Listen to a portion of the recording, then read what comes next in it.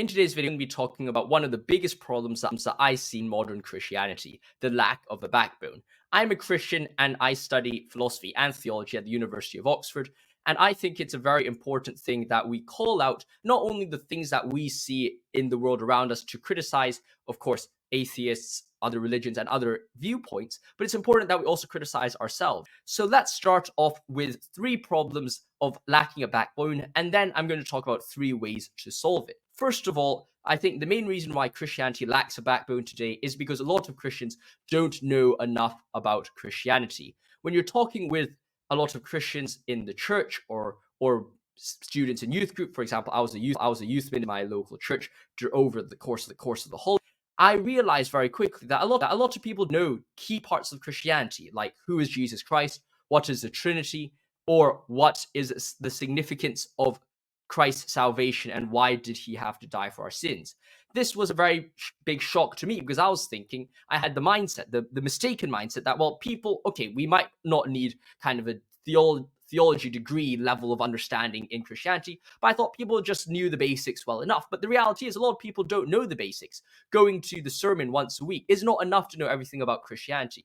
And not even everything Christianity in a complex way, but even a very basic, there are very big gaps of understanding. And if you don't believe me, I will highly recommend you to talk to people, ask your friends, ask your family. Do you know about these ideas?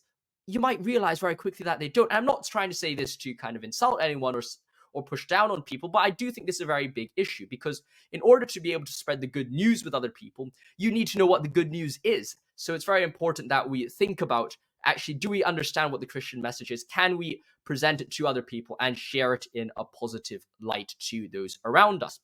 The second problem I causes the danger of the backbone is precisely the idea of lukewarm Christians. The Bible says you're either for God or you're against him, and the worst thing that God likes is, well, those Christians who are just lukewarm. They kind of don't really stand anywhere. They're not really passionate about their faith. They say they're a Christian on a survey or maybe a census. They say, I'm a Catholic or I'm a Christian. But when you actually ask them, well, what do you really believe in? Do you do anything more than going to church every Sunday?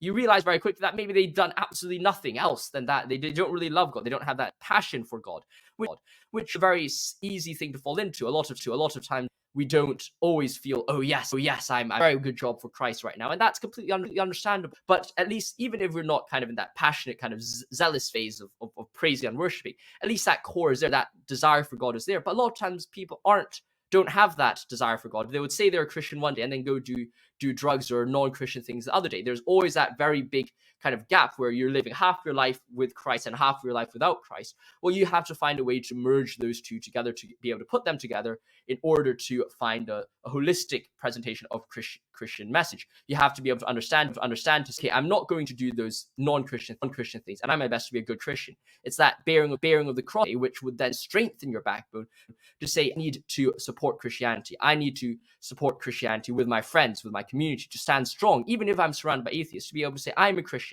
I want to spread the good news with you, because that is such an important thing. The third difficulty is that Christianity has become a practical joke. And I really think this is the biggest problem out of all of the things of lacking a backbone. And this is the idea that, well, all right, insult Christianity, but you can't insult Israel today. You cannot insult Hinduism. You cannot make fun of these other religions in the world. You can't make fun of anything, these ideologies and all these things. But you can make fun of Jesus Christ. You see people making fun of Jesus Christ at the Pride rallies. You talk to these liberals. They wouldn't say anything about Islam because, oh, you're Islamophobic, you're insulting the Muslims now. But you say something about Christ, everyone just laughs because apparently Christianity is tied up and bundled up with, oh, you're a white privileged cis Protestant man in America. Well, that's completely outrageous because Christianity for most of its history has been persecuted and still in the world is significantly persecuted. It's the number one most persecuted religion in the world. And in the same way persecuted, but it's also made fun of, and people don't really care. No one's protecting it. So that's a very dangerous thing, because ultimately, if you're thinking about it, I want my children to grow up in a society where Christianity is respected. I don't want to raise them to be lambs to a slaughter, to get them raised up such that they just get made fun of because they're Christian. No, you have to have a backbone. I don't want them to be growing up in a society where Jesus Christ is just being made fun of all the time. So that's a very important thing. Christians have to have a backbone and stop allowing people to just make fun of Christ all the time. So now I've talked about some of the problems of lacking a backbone. What are some of the solutions to lacking a backbone? How do we solve it? I'll like to have a one-to-one pairing with with these problems. The first solution, I think, is something the Protestants can learn from the Catholics. It's their catechesis. It's a course where people who want to become a Catholic have to undergo to learn about what the Catholic Church teaches about certain things. Now, of course, should we be giving the catechesis to Protestants? Another debate. Protestants probably would not agree with that, and for good reason, perhaps. But at the same time, we need to make a course, or at least allow people to be able to learn the fundamentals of what Christians believe about key issues like the atonement, salvation, and Christ. In order to become baptized, you have to undergo a knowledge of these issues to be able to present the good news in a strong way. Now, of course, some churches have been trying to. I think we need to emphasize this even more. We need to have education ministers working on this within the churches. We have to be able to teach our friends, talk to our friends about it, to see whether we agree with the same thing. If we disagree about something, perhaps we could talk about it more, research a bit more about it, learn more about it, to be able to make sure that when it comes time for that, we can present the Christian message to someone. We can do it strongly and with zest and with insight, so that we can properly present the Christian message and not present them perhaps a problematic formulation of the issue. Now, the second solution to Christianity, or the second challenge to this problem, is that we have a Christian community. In Christian life, it's very easy to be very insular, to say, well, I have a Christian family here, there's another Christian family there, another Christian here, another Christian there, and we only see each other at church, and then we never talk to each other apart from that. If you think about your closest friends, and perhaps this is a very helpful exercise, I'd like you to write down your 5 closest friends. How many on that list are actually Christians? Because a lot of times we need that support, we need that surrounding, we need that care from those around us. And it's very easy when we're thinking about this situation to say, well, actually, you know what? I'm scared that my Christianity, because I'm scared I'm going to lose a lot of friends. It's going to make this us against the world dynamic where me, as a Christian, I'm going to get insulted. I'm going to lose these people who are not Christians. But if they're my close friends, if I need them so much, if I don't have a Christian community, then you're going to be so afraid to make that jump, to make that bold statement. I am a Christian. I'm very strong in my faith. I believe in these things to be true because God has told me and revealed these things to be true to me. Well, if you don't have a community to fall back on, that's a very dangerous thing, because I know, and one of the things that I'm very grateful for is I don't really care what I say, or whether what I say might potentially stop liking me, because I don't need more friends. I need these people around me. I have my friends who will support me, and that's all I need. I don't need anything else. I'm very self-sustaining. So if someone says, well, I dislike you for being a Christian, fine, dislike me for being a Christian, goodbye, I don't care about you anymore. But if I didn't have any Christian friends, if I didn't have that social circles to fall back on, they'll be, I dislike you for being a Christian. I'll be like, do I really want to still say I'm a Christian? Do I still want to hold to what I know is true?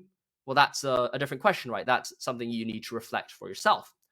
Now, finally, you might think, well, okay, how do we stop Christianity becoming a practical joke in the world around us? Because it's a very difficult thing to say, okay, look, it's somewhat uncomfortable for making fun of Christ, but how are we meant to change it? Because it's kind of, you could say the ship has sailed already. It's very difficult to go back in time and changing it, because at the end of the day, I mean, we all know this. When you're letting someone make fun of something and you don't say, hold up, stop, and you let them continue going on, that's what the church has been doing for a long time. We're like, whatever, it's fine to let them have their pride parades where they're insulting Christ, insulting the Christianity, let them do all these things. Well, hold up a second. If you really think about it dearly, if you think about it deeply, you soon understand, well, actually, no, you have to have a hard line about someone's insulting Christ. You have to call it out. Now I'm not, perhaps we should start having a crusade, all people insult Christ. Maybe that goes too far.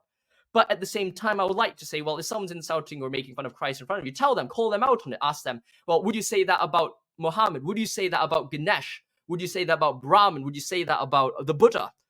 And they'll say, no, I'll never say this about other religions. And you'll say, why? Call them out for it. Make them demonstrate their own cognitive bias about that. And a very good example of this was Richard Dawkins, right? In his recent interview with Piers Morgan. Piers Morgan asked him, why do you criticize Christianity so much? I don't see you criticizing Islam as much.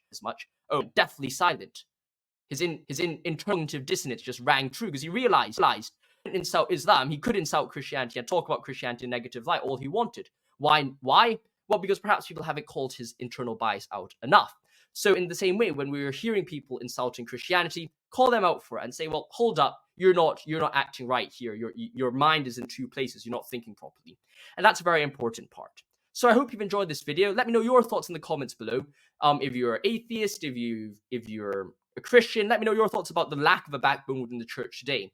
And let me know whether you have any more solutions to this. I'd love to hear your thoughts. Stay safe and see you soon. If you want to continue a series where I continue calling out different big within the church, then make sure you like and subscribe and stay tuned to the channel. Stay safe. God bless. I'll see you in the next one.